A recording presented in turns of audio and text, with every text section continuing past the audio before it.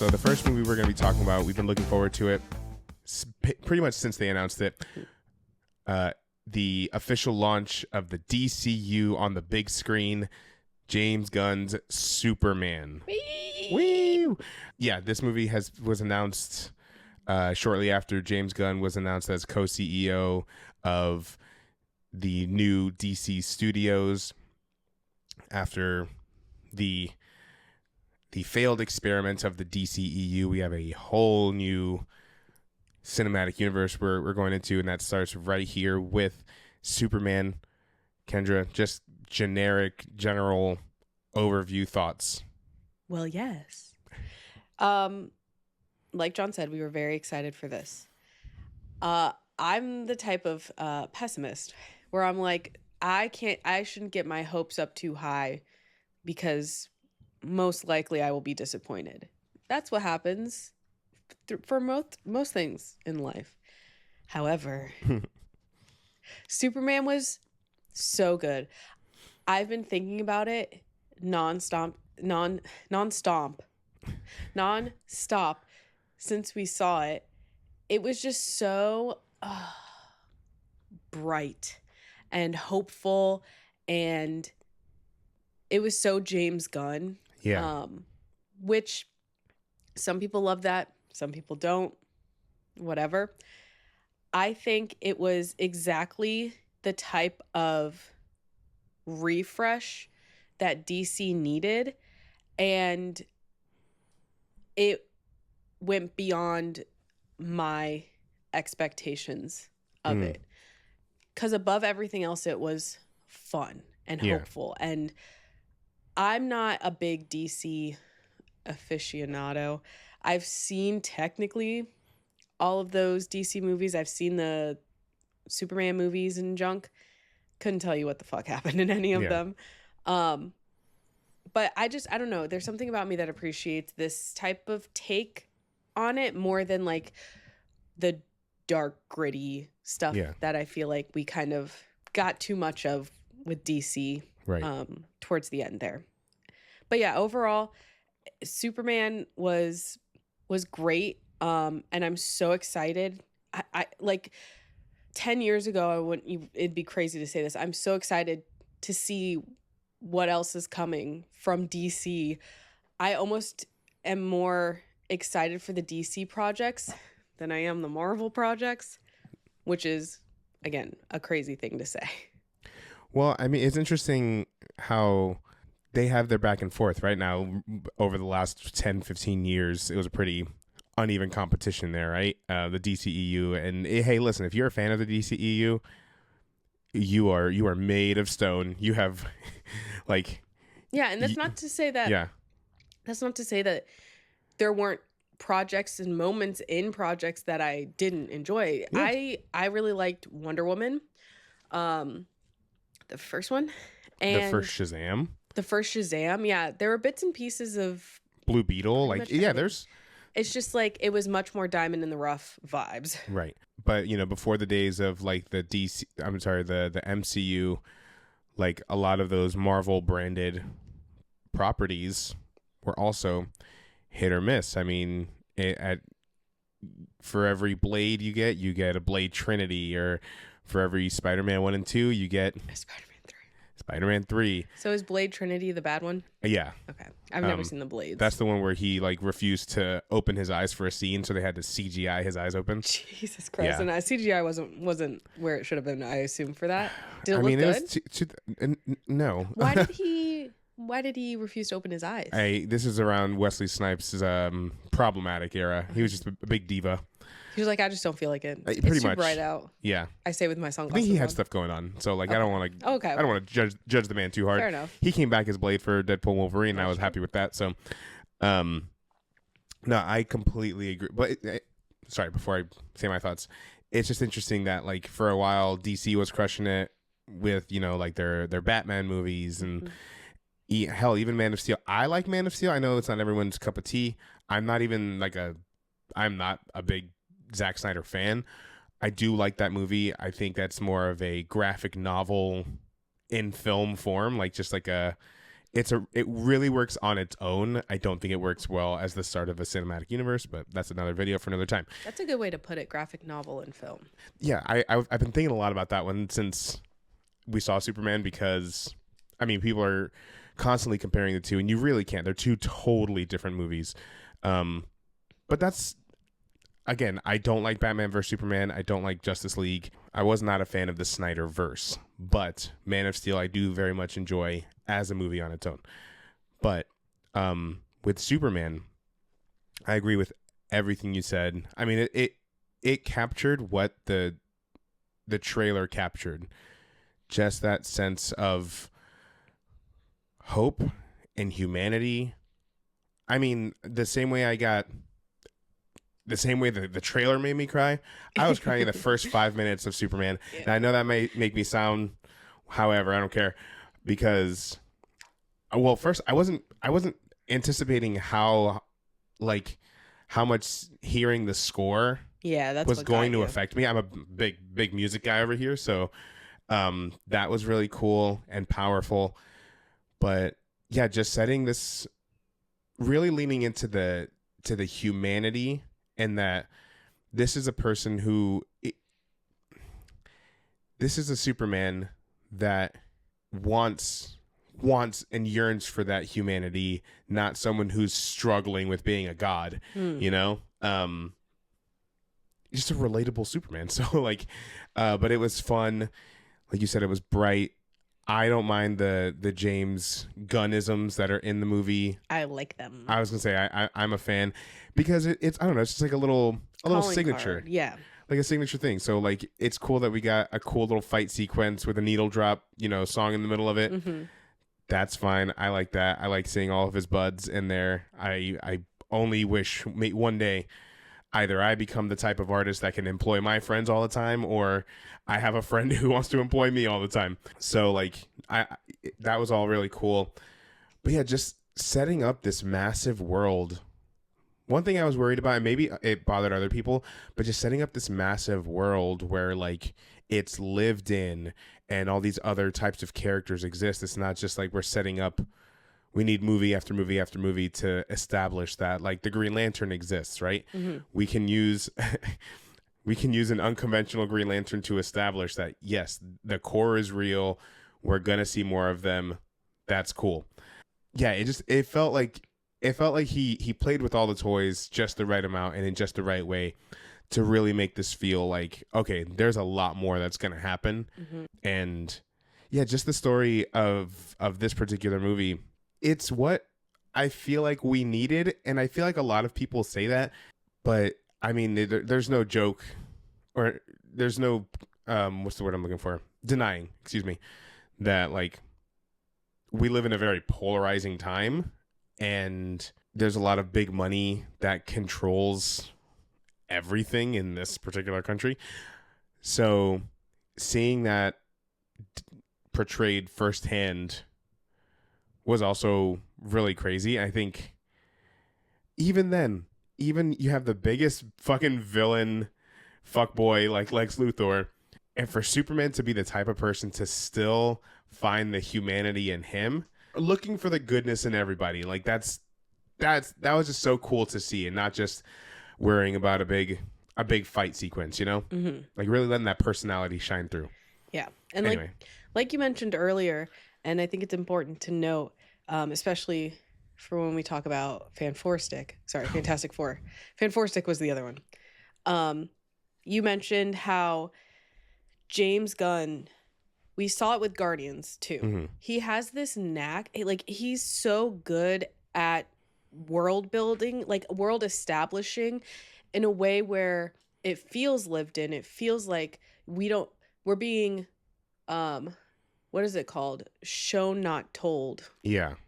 And he's so good at that. And we can jump right into a year 3 Superman, to this fucking whole group of super people. We can jump into Lex Luthor being like a supreme hater. And it all makes sense, and you're not lost, and it doesn't feel like you're being expositioned to death. Right. Like, he's just so good at it. That's why I think so much of the projects that we now associate with James Gunn, especially in the superhero realm, sphere, sector, I think I think that's why he's so successful, and why he was like the exact perfect person to help DC moving forward. And yeah, that's why I have so much trust in James Gunn. Right. After Guardians, because I think that was like the first James Gunn thing that no, it's not, but it's the first James Gunn thing that I'm like, I knew to be James Gunn. I was gonna say you can't deny the profound effect Scooby-Doo had on your life. Scooby-Doo changed me as a person. Yes, you're correct. But back then I was a kid. I didn't know what a fucking director even was. Or a screenwriter, yeah. I said they just put a camera on Scoob and the gang, and they followed him around. This is a documentary. Exactly. But like since then, like when I heard he was doing the Suicide Squad, I was like, that stinker. Like we already got that, and it sucked ass. And then you're like, holy shit, this is a banger. So when I heard that he was going to be the one to start the Kevin Feige of of DC, I was like, okay,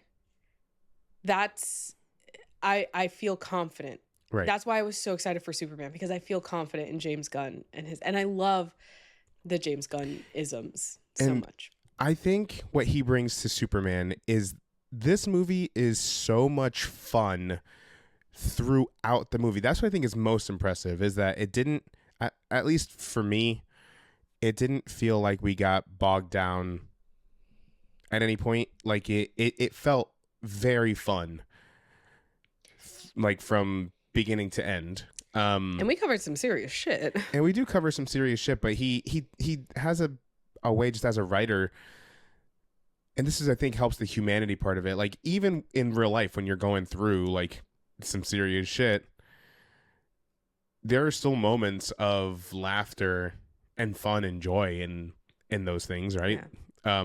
Thinking history books 30, 40 years from now are gonna look at this period in time and be like, damn, they had a lot of fucking problems back then. if we have textbooks at that point. But also, like, if you go on TikTok, it's all fun and well, not all fun and games, but there's still fun and games to be had.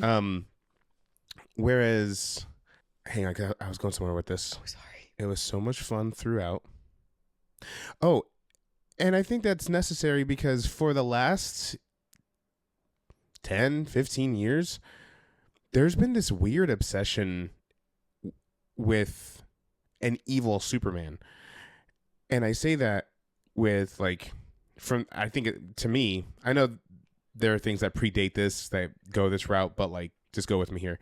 I think it really starts in the pop culture as we know it today, with the first Injustice game, game which I really love. I like the story of that, but again, it's like, it's good as a one-off where, you know, Superman turns evil and he creates like a one world government, and he's like king of the earth basically. And all the other heroes, well, a bunch of other heroes have to like work in the shadows to try and overthrow him, because again, he's fucking Superman. Like, what are you gonna do to stop him? It's like that other fuck, a patriotic guy. Well, I was gonna say, then you have things like The Boys, which I mean obviously does predate, the comic predates Injustice, but like especially how they show him today, it's another take on an evil Superman. Invincible kind of got an evil Superman in there, right? Hell, I mean, even the Snyderverse was headed in the route of an evil Superman. Like, that's that big dream sequence they showed. Evil Superman. So like there's this obsession with that of like, and that's where I think where a lot of the hyper masculinity people that are kind of review bombing and criticizing the movie with context that are based outside of the movie is just this hyper masculinity. And I love that James Gunn actively fights against that and keeps so much of it light. Like, he has a sense of humor. As much as I love Henry Cavill as an actor, as much as I loved him in Man of Steel, that man's not cracking any jokes at any point, and not that you need to do that. Right. But again, different movie. But like, I just it makes him feel so much more like he's able to hold a relationship with a friend, or in this movie, David Cornsweet, who's an incredible Clark and Superman. Yeah. His relationship with Lois, played by Rachel Brosnahan, is one of the like highlights of the movie. They work so well together. Mm-hmm. I get all actor nerd when I watch a lot of things because obviously the 12-minute interview scene in this movie, it's like watching a scene from a play. Yeah. Just two actors doing their fucking thing. And it's, I don't know, in a big superhero movie, like we don't get those moments. Yeah. So anyway, highlighting the fun and highlighting just the human interactions are some of the big wins for me. And it has a bunch of characters in here that you end up really, really, really loving. Jimmy Olsen, my dude. Jimmy Olsen. That's so fun. I love that. I love that he's like this ladies' man and people like don't know why. A reluctant ladies' man. And it's like so like I don't get it and I get it at the same time. You know what I mean? Yeah. What were they called? The Justice Gang? The Justice Gang. I have some beef with the Justice Gang. Uh-oh. Because, listen, my name is not uncommon, but have you ever heard anyone ever say my name in a superhero movie ever? No. Hawkgirl's name is Kendra. And no one said it, not a once. What a missed opportunity. James Gunn, in whatever next project we see Hawkgirl, please have someone use her government name. And James Gunn, I'm going to say it right here. If you need a couple of, for any reason, if you have any like characters you need to show, like doing a podcast interview with Superman or Hawkgirl or something, like you can cast us. We're available. I don't want to be in it. You can cast me. Cast him alone. But I don't want to be like a podcaster bro. I will be a podcast bro if I need to on film. Let's be honest. If they ask you to do anything, you're going to do it. Yeah. I mean, and it doesn't matter because they're not going to ask. Sorry. You don't know that. Why would you say that? Oh, sorry. You don't know that. I guess I don't know that. That's that pessimism you were talking about. It is my pessimism. You learn nothing from Superman. I just feel like there might be some other more popular people. Like who? Popular. Like who? Who's more popular than us in the podcasting space? Who? Almost everyone. Yeah, fair enough. But all that to say, my favorite part of the movie. Crypto the super dog. Yeah. I mean, I think anyone could have seen that one coming. Crypto the fucking super dog. I really like what they did with Crypto. I don't know DC like that. So I just thought that this was Superman's dog. No, not quite. Superman's dog sitting. And I'm like, no wonder he's like kind of mean to Crypto. Well, not mean, but like. It changes. I mean, I think for this movie, I think in the past it has just been Superman's dog. But for this, no. Yeah. Yeah. But yeah, Crypto is such a good boy. So cute. So cute. I know some people got annoyed by the dog, and I'm like, you are a monster. How can you get annoyed? This adorable dog. Was he badly behaving? Yeah, maybe a little bit. Yeah, maybe a little bit. Have none of you ever had a poorly trained dog? Hey, those are all my family's dogs. Yeah, Tilly. Love them to death. Don't get me wrong. My parents' little puppy, Tilly. Like, yeah, that truly, like the entire time watching, I'm like, damn. Tilly does that. Tilly, it kind of looked like Tilly too. Kind of a little bit. And Damien too. Oh, that God. came out of nowhere. Oh wow, something possessed me. Speaking of musical theater, David Cornsweet is a musical theater guy, and on the Brittany Broski, what is it called? Her interview show. I can't remember what it's called. It's medieval. She's doing fine. It's okay. Yeah. But he mentioned fucking Smash of all things, which is crazy because 3 people watched that and you're one of them. And David Cornsweet's the other. And maybe Brittany Broski's the third. Fuck you, first of all. Not even just that. He talked about Smash because he mentioned going to see Death Becomes Her, and then brought up Megan Hilty by name. Yeah, you have to be deep in it. You got to be you got to be a Broadway fan. Broadway nerd to be like, oh, I love Megan Hilty. Specifically, she was on Smash, and I can name 2 of her projects. I'm agreeing with you. You're getting real. You're getting real condescending. No, I'm agreeing with you. You have to be a Broadway nerd. Well, I won't say nerd. You'll have to be at least more than a common enthusiast to know who Megan Hilty is, know her name, and know 2 of her projects. Mm-hmm. Okay. Go ask any Tom, Dick, or Harry off the fucking street. Any common bitch. Any common bitch off the street. They're not going to know. And then not specifically, in addition to that, it's also the biggest Star Wars nerd I've ever seen. Oh, yeah. So I think it's only a matter of, speaking of musical theater, before we get David Cornsweet in something Star Wars. He mentioned that he wants to be a pilot because he's also very interested in aviation, which is like, does he know what he looks like to be interested in all these things? What does he look like? A very hot man who doesn't have to be interested in anything. And we'd all be like, yeah. I think he shaved his head to try and like counteract some of the hotness. It didn't work. Although I did love his curls. And that's another thing. I love a naturally curly Clark Kent. I loved everything about him as Clark Kent. He just has this, like, I don't know, it's something with his eyes that are almost like, not puppy dog, but almost innocent. And I also really loved that I didn't even realize until after the fact that he was never shirtless. Like, there was never any gratuitous nudity. Which I didn't even realize was like so common and normal in a superhero movie. Because there's always like that Marvel shot of them being like fucking ripped because they spent 8 months getting into this crazy shape, so they have to show it off once or twice. And they dehydrate for like a full 48 hours or some shit right before they film it. Yeah. So that you see every vein. And it's like, I think a lot of people will think like, oh, that's for the girls watching. Right. That's not for us, baby. That's for the guys. That's for the male gaze. You guys ever been to a gym? No one comments on men's bodies more than other men. Men love straight men love another straight man's body. And hey, look, that's okay. That's fine. But fine. Like, don't try to pin that on me. Right. Because I didn't even notice that we didn't have that. And I'm just saying that to say that I appreciate that.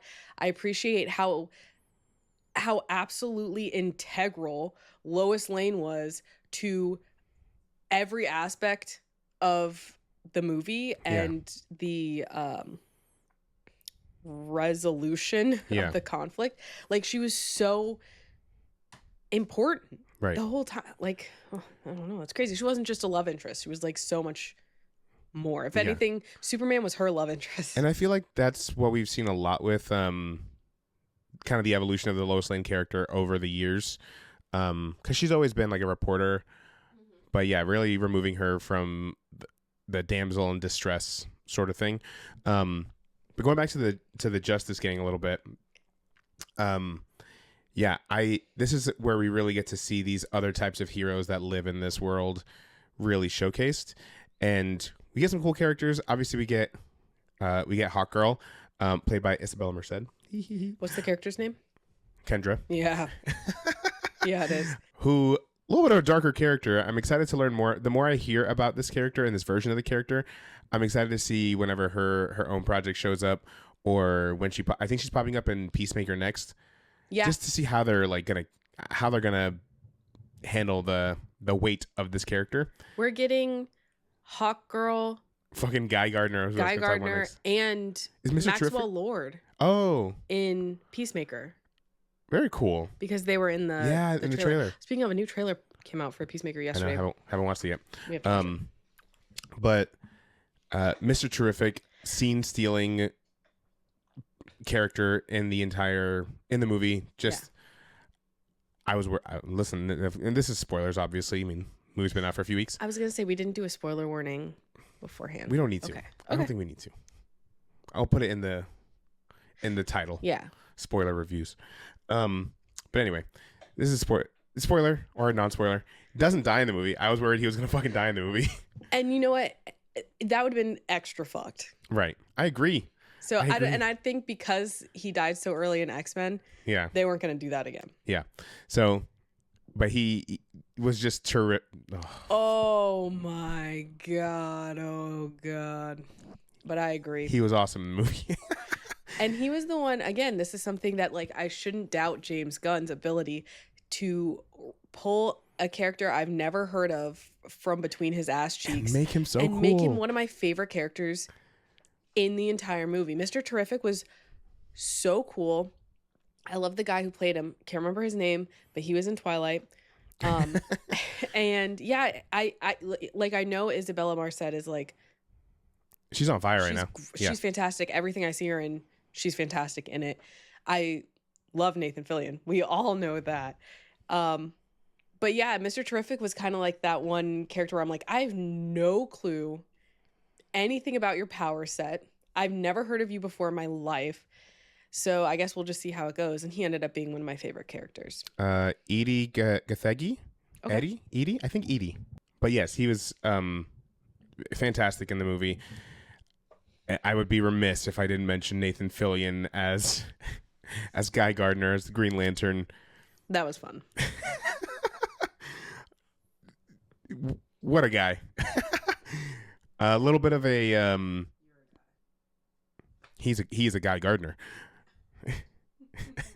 Little bit of a, what is that, Dr. Horrible's reference in there that I don't think a lot of people caught. You clocked it right away. Listen, I fully expected to see on freaking New Rockstars them mentioning him conjuring talking about conjuring a big hammer. That is so Dr. Horrible sing-along blog. He was Captain Hammer, for those who don't know. Never, I don't think we ever once see him with a hammer. Yeah. Does he ever have a hammer in Dr. Horrible's?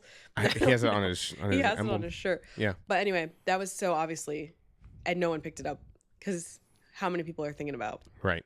Captain Hammer? Anyway, just to wrap all this up, absolutely love the movie. So much to love about the movie. We don't have to wait long for the next installment of the DCU. We have Peacemaker coming out in August. Peacemaker was in Superman. He made a cameo. And then next year, in about a year exactly, we have Supergirl, who also cameoed in this film. So very excited.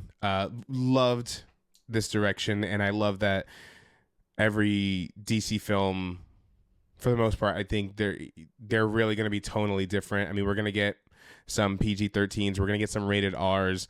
So like I think this is the right direction for them to go in.